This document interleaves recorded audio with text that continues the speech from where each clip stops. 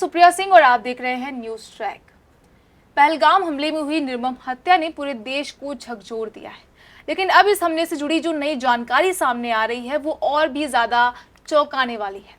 सिर्फ बंदूकें नहीं है, अब आतंकी तकनीक का भी बखूब इस्तेमाल कर रहे हैं, खासकर एआई मैपिंग एप्स और डिजिटल ट्रेस छिपाने वाले टूल्स का। आज हम आपको बताएंगे कि इस हमले में M4 कार्बाइन से लेकर अल्पाइन कोइट्स ऐप तक कैसे एक सुनियोजित साइबर सपोर्टेड आतंकवाद को अंजाम दिया गया है।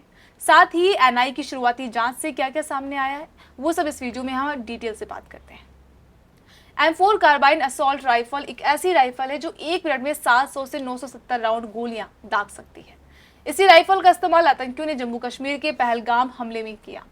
मीडिया रिपोर्ट्स की माने तो नेशनल इन्वेस्टिगेशन एजेंसी यानी कि एनआई की शुरुआती जांच में ये बात पता चली कि रिपोर्ट्स के मुताबिक आतंकियों के पास AK-47 राइफल भी थी। हथियारों के साथ साथ कई डिवाइसेस के बारे में भी पता चला और इन सबके तार पाकिस्तान से जुड़ते नजर आ रहे हैं। आतंकियों ने इन डिवाइसेस में से एक खास तरह का ऐप इंस्टॉल किया था।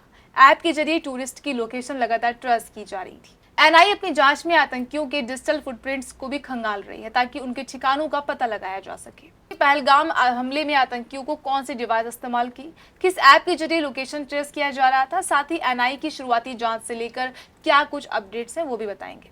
आज के दौर में सिर्फ हथियार और गोलियों से नहीं, डाटा से भी जंग लड़ी जाती है, यानी साइबर वॉर। इसमें इंटरनेट और कंप्यूटर सिस्टम का इस्तेमाल दुश्मन के खिलाफ हमला करने, जासूसी करने या फिर उसे नुकसान पहुंचाने के लिए किया जाता है। इसी साइबर दुनिया में एक टर्म होता है डिजिटल फुटप्रिंट। इसे ऐसे समझा जा सकता है कि आपने गूगल पर किसी कार के बारे में सर्च किया, इसके बाद जब भी आप अपना सोशल मीडिया खोलते हैं तो आपको कार के एड्स दिखने लग जाते हैं, यानी आपकी हर एक एक्टिविटी का एक ऑनलाइन रिकॉर्ड होता है। इसी को डिजिटल फुटप्रिंट कहा जाता है। डिजिटल फुटप्रिंट दो तरह के होते हैं, एक वो जो हम जानबूझकर इंटरनेट पर छोड़ते हैं, जैसे कि सोशल मीडिया पर पोस्ट डालना या फिर कमेंट करना। दूसरा वो जो हमारी मर्जी के बिना दर्ज हो जाता है, मसलन हम किन वेबसाइट पर कब गए या क्या क्लिक किया। जांच एजेंसियां पहलगाम हमले के आतंकियों के इन्हीं डिजिटल निशानों की पड़ताल कर रही हैं। HT की रिपोर्ट के मुताबिक ये पता चला कि पहलगाम हमले के आतंकियों के डिजिटल निशान पाकिस्तान के कराची तक ट्रेस किए गए हैं। ये तो हुआ डिजिटल फुटप्रिंट। अब जिस ऐप का इस्तेमाल आतंकियों ने किया उसे जान लेते हैं। ये ऐप है अल्पाइन क्वेस्ट।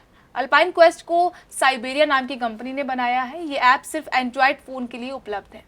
गवाहों के बयान और फॉरेंसिक इन्वेस्टिगेशन से पता चला कि अल्पाइन क्वेस्ट मोबाइल में इंस्टॉल किया गया होगा और कम्युनिकेशन डिवाइस भी थे जिनके सर्वर्स पाकिस्तान में होंगे। ये सारी गतिविधियां रिमोट कंट्रोल रूम से कंट्रोल हो रही थी, ठीक उसी तरह से जैसे 26/11 हमलों में देखा गया था। इस ऐप का इस्तेमाल हैकिंग और ट्रैकिंग के लिए किया जाता है। खासियत ये है कि ये ऐप बिना इंटरनेट के काम करता है और जीरो मोबाइल कनेक्टिविटी वाले एरिया में आतंकी इसी ऐप का इस्तेमाल करते हैं। कठुआ में हुए आतंकी हमलों में भी इसी ऐप का इस्तेमाल हुआ था। इसके अलावा आतंकियों ने पहलगाम की बिसारत घाटी तक पहुंचने के लिए इसी ऐप से रास्ता ढूंढा था। ऐप ने आतंकियों को टूरिस्ट स्पॉट तक पहुंचने और वहां से भागने में मदद की। ये चप्पे चप्पे की तस्वीर दिखाता है जिससे उन्हें सटीक लोकेशन मिले। और तो और इस ऐप के जरिए किसी तरह के डिजिटल फुटप्रिंट्स भी नहीं छूट सकते हैं, यानी आतंकियों की गतिविधियां डिजिटल सर्विलांस से बची रही क्योंकि इंटरनेट का कोई रिकॉर्ड ही नहीं था। माना जाता है कि आतंकियों को इस बात का डर रहता है कि कहीं उनकी जानकारी ओवरग्राउंड वर्कर्स लीक न कर दें। कश्मीर में ओवरग्राउंड वर्कर्स वो लोग होते हैं जो आतंकियों की मदद करते हैं लेकिन खुद बंदूक नहीं उठाते हैं। ये आतंकी संगठनों जैसे कि लश्कर तैयबा, जैश-ए-मोहम्मद या फिर द रेजिडेंस फ्रंट के लिए काम करते हैं। इनका काम होता है सेना या पुलिस की गतिविधियों की खबर देना, आतंकियों को खाना, ठिकाना, हथियार और पैसे मुहैया कराना। इसके अलावा मुश्किल इलाकों में आतंकियों को गाइड करना और आतंकी विचारधारा फैलाने या फिर भर्ती करने में मदद करना। यही ओवरग्राउंड वर्कर्स जानकारी लीक ना करें, इसी कारण से आतंकी नेविगेशन के लिए इस ऐप का इस्तेमाल करते हैं।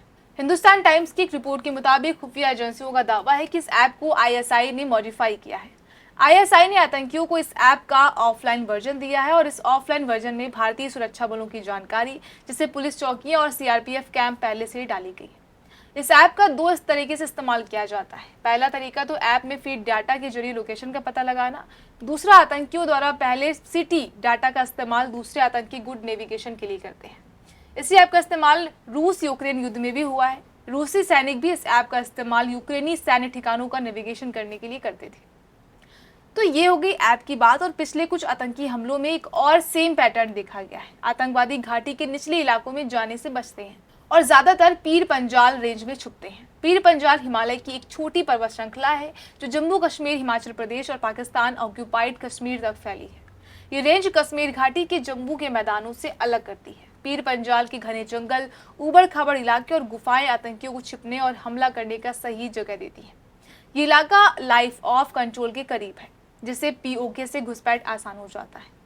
फिलहाल पहलगाम हमले को लेकर सुरक्षा एजेंसियां जांच पे जुटी हुई है। तो ये थी पहलगाम आतंकी हमले से जुड़ी अब तक की सबसे बड़ी और अहम जानकारी। अब ये साफ हो गया है कि आतंकवाद अब सिर्फ AK-47 या M4 जैसे राइफल तक सीमित नहीं रहा है, बल्कि वो मोबाइल ऐप, डिजिटल नक्शों और साइबर प्लानिंग के से भी लैस है। NIA और इंटेलिजेंस एजेंसियां इस हमले के हर डिजिटल सुराग को जोड़ने में लगी हुई हैं। हम आपको आने वाले हर अपडेट से लगातार अवगत कराते रहेंगे। अगर आपके मन में इस खबर को लेकर कोई सवाल या राय हो तो कमेंट सेक्शन में जरूर बताइएगा।